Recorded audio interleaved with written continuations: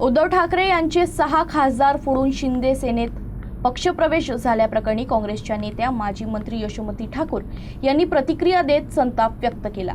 पैसा आणि सत्ता आणि पैसा याचा गोंधळ सुरू आहे, पण हे जास्त दिवस टिकणार नाही। लोकांना अजिबात आवडत नाहीये ही जी प्रवृत्ती चालली आहे। येणाऱ्या काळात जनताच सगळं हातामध्ये घेणार आहे, अशी टीका यशोमती ठाकूर यांनी केली। ते मोठी त्याला काय नवीन नाहीये, यांना स्वतःच्या गोष्टी करून घेण्यासाठी मी याच्या आधी पण बोलले की पैसा आणि सत्ता आणि पैसा हा गोंधळ यांचा सुरू आहे, पण हे जास्त दिवस टिकणार नाही।